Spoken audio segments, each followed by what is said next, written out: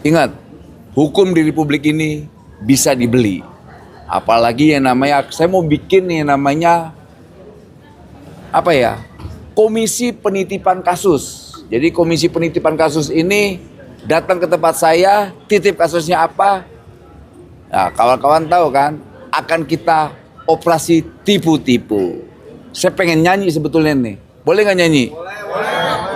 Judulnya OTT Bocil. Gimana tuh Bang lagunya, Bang?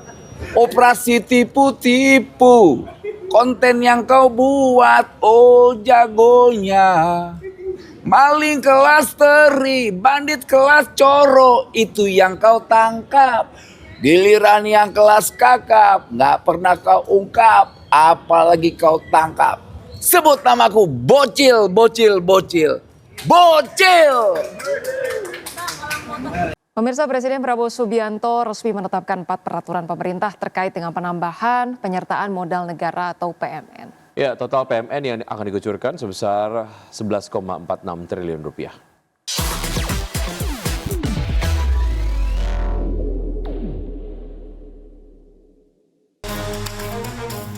Presiden Prabowo Subianto menetapkan 4 peraturan pemerintah terkait penambahan penyertaan modal negara atau PMN. Kebijakan ini tertuang dalam 4 peraturan pemerintah, yakni PP nomor 51 tahun 2025 tentang penambahan penyertaan modal negara ke dalam modal BPI dan antara dalam rangka pelaksanaan penugasan.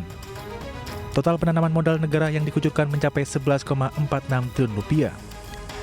Keempat PMN tersebut menyasar sektor transportasi kereta api, pelayanan nasional, serta pembiayaan perumahan rakyat.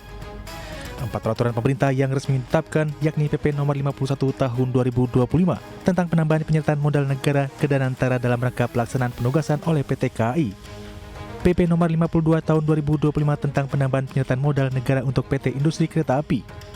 PP nomor 53 tahun 2025 penambahan penyertaan modal negara penugasan PT Pelni.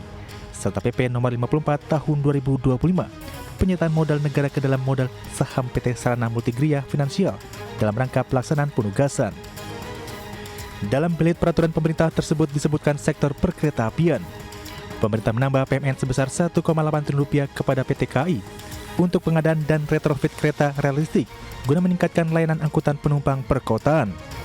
PMN sebesar 473 miliar rupiah disalurkan ke PT Industri Kereta Api Persero untuk meningkatkan kapasitas produksi sarana perkeretaapian dan revitalisasi perkeretaapian nasional.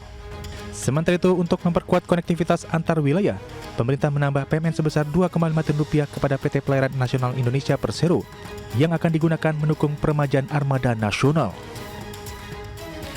PMN yang terakhir diberikan kepada PT Sarana Multigria Finansial Persero sebesar 6,68 triliun rupiah untuk memperkuat likuiditas perbankan, penyaluran program fasilitas likuiditas pembiayaan perumahan bagi pembiayaan rumah masyarakat berpenghasilan rendah. Keempat belit tersebut ditandatangani Presiden Prabowo Subianto pada tanggal 30 Desember 2025 dan bersumber dari APBN tahun anggaran 2025.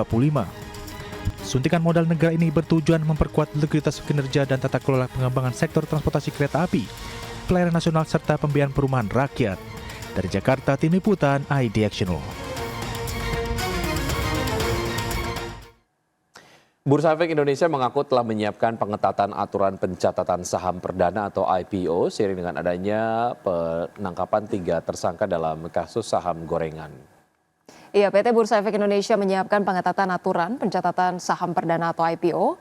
Hal ini seiring dilakukan adanya penetapan 3 tersangka kasus dugaan tindak pidana pasar modal dan tindak pidana pencucian uang pada emiten berkode saham BIPA.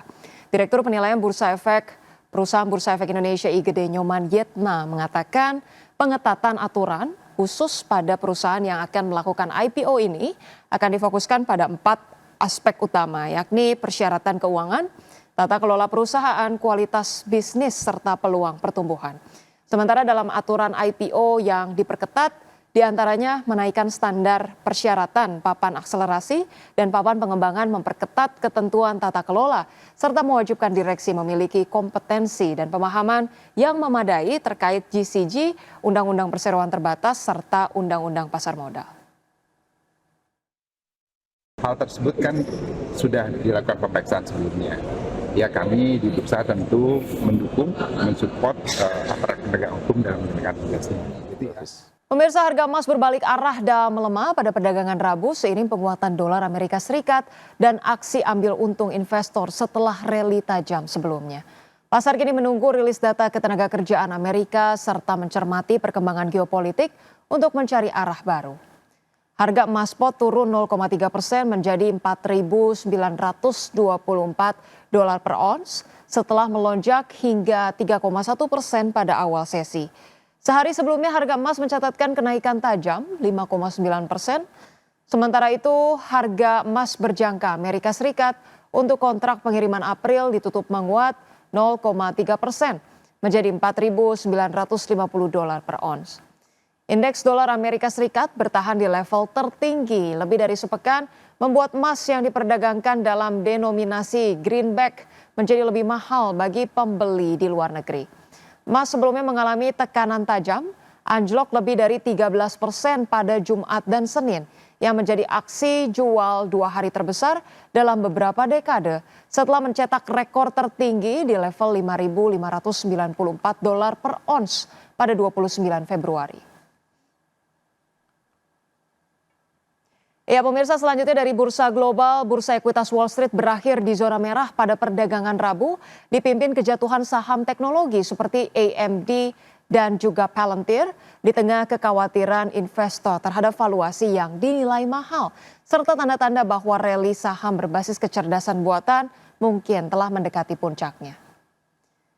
Pemirsa, pada perdagangan Rabu, indeks S&P 500 turun 0,51% menjadi 6.882 dan Nasdaq Composite Index merosot 1,51% ke posisi 22.904. Sedangkan indeks Dow Jones Industrial Average justru naik 0,53% ke level 49.501.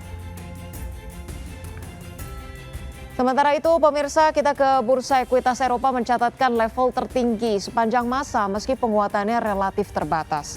Kenaikan sektor telekomunikasi dan saham konsumer berhasil mengimbangi tekanan dan pelemahan saham perangkat lunak serta aksi jual di sektor kesehatan. Kita update informasinya pemirsa, indeks Stock 600 ditutup naik tipis 0,03% ke level 618,12. Kemudian indeks FTSE 100 Inggris menguat 0,85% ke level 10.402 dan indeks CAC Prancis naik 1,01% ke level 8.262. Pemirsa, di tengah meningkatnya ketegangan Amerika Serikat dan Iran diperkirakan akan menggelar perundingan nuklir di Oman pada Jumat 6 Februari mendatang. Presiden Amerika Serikat Donald Trump mengatakan hal-hal buruk kemungkinan akan terjadi jika perundingan tidak menghasilkan kesepakatan. Amerika Serikat dan Iran diperkirakan akan menggelar perundingan nuklir di Oman pada Jumat 6 Februari mendatang. Di tengah meningkatnya ketegangan setelah Presiden Amerika Serikat Donald Trump memperkuat kehadiran militer di Timur Tengah dan memperingatkan potensi konfrontasi jika kesepakatan gagal dicapai. Trump mengatakan bahwa hal-hal buruk kemungkinan akan terjadi jika perundingan tidak menghasilkan kesepakatan. Pernyataan tersebut meningkatkan tekanan terhadap Iran dalam kebuntuan yang telah diwarnai ancaman saling serang udara serta memicu kekhawatiran eskalasi menuju konflik yang lebih luas. Iran menegaskan tidak akan memberikan konsesi terkait program rudal balistiknya yang disebut sebagai garis merah dalam negosiasi. Pemerintahan Trump menyetujui permintaan Iran untuk memindahkan lokasi perundingan dari Turki ke Oman. Namun pembahasan masih berlangsung mengenai apakah negara-negara Arab dan Muslim di kawasan akan ikut serta dalam perundingan tersebut. Sebelumnya ketegangan meningkat usai militer Amerika Serikat pada Selasa menembak jatuh sebuah drone Iran yang disebut berperilaku agresif saat mendekati kapal induk USS Abraham Lincoln di Laut Arab. Adapun peningkatan kehadiran Angkatan Laut Amerika Serikat terjadi setelah Iran melakukan penindakan keras terhadap demonstrasi anti pemerintah bulan lalu yang disebut sebagai kerusuhan domestik paling mematikan sejak revolusi Iran 1979. Trump yang akhirnya tidak merealisasikan ancaman intervensi langsung kemudian menuntut konsensi nuklir dari Iran dan mengirim armada militer ke perairan dekat negara tersebut. Berbagai sumber, IDX Channel.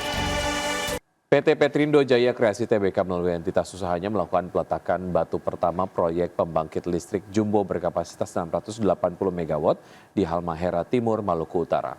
Ya, manajemen menyatakan groundbreaking proyek tersebut sebagai bentuk komitmen perseroan dalam mendukung pengembangan ekosistem baterai kendaraan listrik di Indonesia. Emiten afiliasi konglomerat Prayogo Pangestu PT Petrindo Jaya Kreasi Tbk melalui entitas usahanya melakukan peletakan batu pertama proyek pembangkit listrik jumbo berkapasitas 680 MW di Halmahera Timur, Maluku Utara. Proyek tersebut digarap oleh PT Gunadarma Integra yang merupakan entitas usaha yang dimiliki perseroan melalui PT Volta Daya Energi Indonesia. Groundbreaking proyek yang berlokasi di kawasan industri terintegrasi Feni Haltim Industrial Park, Halmahera Timur, Maluku Utara itu dilaksanakan pada Rabu 4 Februari 2026. Direktur Utama Petrindo Jaya Kreasi, Michael, mengatakan groundbreaking proyek pembangkit listrik itu merupakan komitmen Petrindo untuk berkontribusi serta berperan aktif dalam mendukung pengembangan ekosistem baterai kendaraan listrik, sekaligus terus meningkatkan nilai tambah bagi sektor energi dan industri nikel di Indonesia. Sebagai catatan, FHT Industrial Park merupakan kawasan industri terintegrasi sebagai bagian dari implementasi strategi hilirisasi mineral pemerintah Indonesia untuk merealisasikan potensi pengembangan pusat industri baterai kendaraan listrik di dalam negeri. Berbagai sumber, IDEX Channel.